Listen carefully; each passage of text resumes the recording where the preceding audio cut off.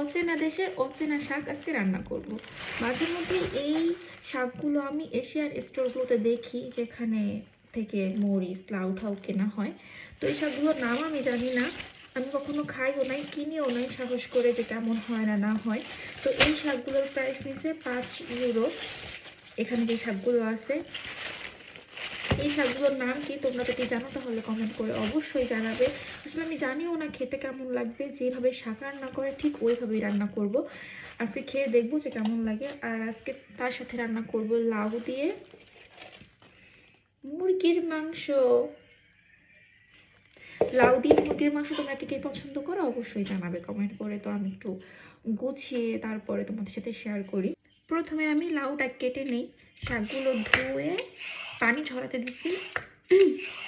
পানি ঝরতে থাক, অন্যদিকে আমি লাউটাও কেটে ফেলি তাড়াতাড়ি করে। আজকে রান্না করতে হবে, আজকে রান্না করব প্রায় 2 দিনের রান্না একসাথে করে রাখবো। প্রতিদিন রান্না করা আসলে সম্ভব হয় না, বাচ্চা নিয়ে কাজ করে সবকিছু মিলিয়ে হয় না। তোমরা কে কোন জেলা থেকে দেখতেছো আমায় অবশ্যই কমেন্ট করে জানাবে। এখানের দেশি শাকসবজির যে কি পরিমাণ দাম,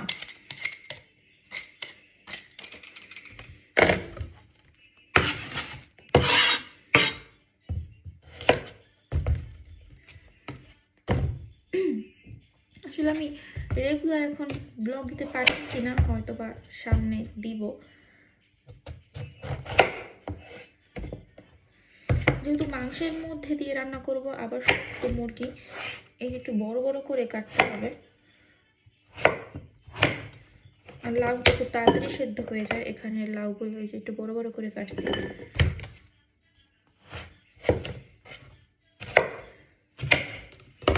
এই যে এরকম করে কেটে নিব সবটুকুই। আমি পুরো লাউটা দিয়ে আমি আজকে মাংস রান্না করব। আর লাউ আমার আর তোমাদের ভাইয়ের খুব পছন্দ, লাউ দিয়ে মাংস রান্না করলে আমরা দুজনেই খুব পছন্দ করি। তোমরা তো দেখলেই, লাউ তো কেটে নিলাম, লাউ কাটা শেষ। এবার হচ্ছে শাকগুলো কেটে নিব। এই শাকগুলো ধুয়ে পানি ঝরিয়ে নিছি আগে, একটু ছোট ছোট করে কেটে নিব আমি যতটা সম্ভব হয়।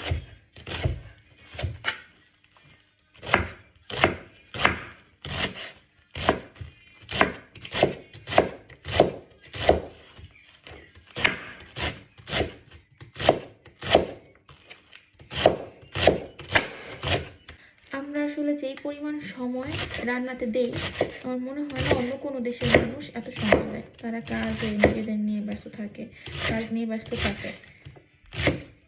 ভ্যাকেশনে বাসায় আসে, কাজ করে ঘুরে পুরে একটা ব্রেড টোস্ট করে ফেলে। এত কিছু করার টাইম তাদের নাই। এই জন্য আসলে আমাদের বাঙালিদের কষ্ট হয় যে কাজ করে এসে আবার বাসায়ও সেম কষ্টগুলো করতে হয়। এই যে একদম ছোট ছোট করে কেটে নিচ্ছি যতটা সম্ভব ছুরি দিয়ে। এভাবে আমি কেটে নিব সবগুলো শাক। লবণ দিয়ে একটু সেদ্ধ করার পরে পানি ফেলে তারপরে হচ্ছে এটার মধ্যে পেঁয়াজ আর মরিচ দিব, আর শেষে বাগার দিব। শাক যেভাবে রান্না করে ঠিক ওইভাবে রান্না করব আমি।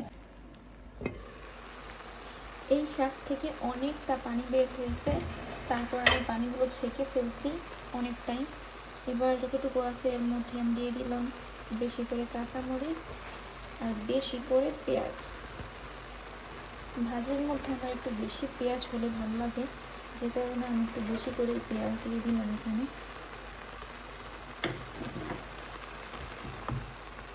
শাক সেদ্ধ হয়ে গেছে, লবণও ঠিক আছে। একটা প্যানের মধ্যে দিয়ে দিছি রসুন আর পেঁয়াজ আর অলিভ অয়েল। আর এই দিকে কিন্তু আমি ডালও সেদ্ধ করতে বসিয়ে দিচ্ছি, আজকে ডালও রান্না করব। পেঁয়াজ আর রসুন সুন্দর করে ভেজে নিচ্ছি বাদামি করে। এবার শাকের মধ্যে দিয়ে দিলাম বাগার।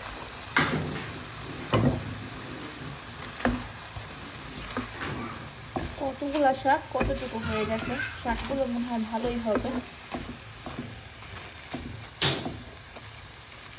কি পরিমাণ নরম হয়ে গেছে। শাক রান্না তো শেষ, এবার বাকি রান্নাগুলো করব আস্তে আস্তে। দেখতে কি সুন্দর হয়েছে। শাকের কালারটা। আমি এই ফ্রোজেন করলাগুলো দিয়ে আজকে ডাল রান্না করব। এই ফ্রোজেন করলাগুলো আজকে আমার কাছে ছিল হাতের কাছে। এই করলাগুলো খুব সুন্দর করে ধুয়ে এবার আমি ডালের মধ্যে দিয়ে দিব। এগুলো আগে থেকে ধোয়া ছিল, তারপর একটু ধুয়ে নিলাম। ফ্রোজেন করলা আর ফ্রেশ করলার টেস্ট কিন্তু প্রায় সেমই। আমার কাছে তো ভালোই লাগে। একসাথে যদি আনা হয়, আমরা দুইজন মানুষ, এত তো আর লাগে না। তারপর আমি কিছুটা কেটে এইভাবে ফ্রোজেন করে রাখি। এগুলো একটু বড় বড় করে কেটে রাখছিলাম ডালের জন্যই। আর দেখো, অন্য পাশে কিন্তু মাংসের মশলাটাও আমি করে নিছি। মাংস রান্না করতে যে মশলা লাগে সব মশলা দিয়ে খুব সুন্দর করে কষিয়ে নিছি বারবার পানি দিয়ে। এবার ধুয়ে রাখা মুরগির মাংসগুলো দিয়ে দিব। এই মুরগির মাংসটা যেহেতু শক্ত মুরগি, একটু রান্না করতেও সময় লাগবে, তো আমি বারবার পানি দিয়ে কষিয়ে নিব যতটা সম্ভব। আমি ম্যাক্সিমাম টাইমেই এই হার্ড চিকেনগুলো ডাল দিয়ে রান্না করি। আমার কাছে খুব ভালো লাগে। বুটের ডাল দিয়ে রান্না করলে, তারপরে যে কোনো সবজির সাথে রান্না করলেও ভালো লাগে। যেমন আজকে লাউয়ের সাথে রান্না করব। আর এইদিকে আমি ডালের বাগারটাও করে নিতেছি। শুকনা মরিচ, রসুন, পেঁয়াজ আর দিয়ে দিব গোটা জিরে। গোটা জিরে ছাড়া আসলে ডালের বাগারটা আমার ভালোই লাগে না, আমি খুব পছন্দ করি। মরিচ, পেঁয়াজ, রসুন, জিরে সব কিছুই খুব সুন্দর করে লাল লাল করে ভেজে নিলাম। এবার ডালের মধ্যে দিয়ে দিছি। বাগারটা একদম কমপ্লিট। এবার 2-3 মিনিট জাল করলেই ডাল একদম রেডি। এই ডালটা খেতে খুব ভালো লাগে। যারা করলা পছন্দ করেন তাদের কাছে তো খুব বেশি ভালো লাগবে। আর দেখেন, আমার কিন্তু মাংসটা অনেকবারই পানি দিয়ে দিয়ে সেদ্ধ করে নিছি, কষিয়ে নিছি। এবার এই মাংসের মধ্যে লাউ দিয়ে দিব। আমি এখানে যেই লাউগুলো পাই কিনতে, এই লাউগুলো কিন্তু আমি বাংলাদেশে কখনো দেখিও নাই আর খাইও নাই। জানি না এখন পাওয়া যায় কি না। এই লাউগুলো দেখতেও ঠিক অন্যরকম, খেতেও সেমই। আমার কাছে কোনো পার্থক্য মনে হয় নাই। একটু বড় বড় করে কাটছি, কারণ এই লাউগুলো অনেক কচি হয়, অনেক ছোট হয় আর খুব তাড়াতাড়ি সেদ্ধ হয়েও যায়। লাউগুলো দিয়ে 5-6 মিনিট আমি মাংসের সাথে, মশলার সাথে, লাউয়ের সাথে মিশিয়ে এবার দিয়ে দিলাম পানি, গরম পানি। আমি বেশি ঝোল রাখবো না, যে কারণে পানি বেশি দেই নাই। লাউ আর মাংস তো মোটামুটি সেদ্ধই আছে, এগুলো সেদ্ধ হতে যতটুকু টাইম লাগবে। মাংস রান্না তো প্রায় শেষ। দিয়ে দিব ভাজা জিরে গুঁড়ো 1 চামচের মতো, যেটা না দিলে আসলে আমার কাছে মনে হয় ফুল টেস্ট আসে না। এটা দিলে রান্নার টেস্টই অন্যরকম হয়ে যায়। তো আজকে রান্না করলাম হচ্ছে জাহিবাবুর জন্য খিচুড়ি। আজকে খাবে আর কালকে খাবে। আর এই যে মাংস রান্না করলাম, জানি না আসলে এটা কয়দিন হয়, আমাদের 3 দিন তো হবেই।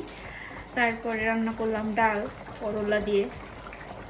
আজকে আমি কিন্তু তোমাদের সাথে কোনো রেসিপি শেয়ার করি নাই, জাস্ট শেয়ার করলাম রান্নার কিছু কিছু অংশ। তোমাদের কাছে কেমন লাগলো এই পুরো ভিডিও অবশ্যই তোমরা কমেন্ট করে জানাবে। আমার জন্য দোয়া করবে। আল্লাহ হাফেজ।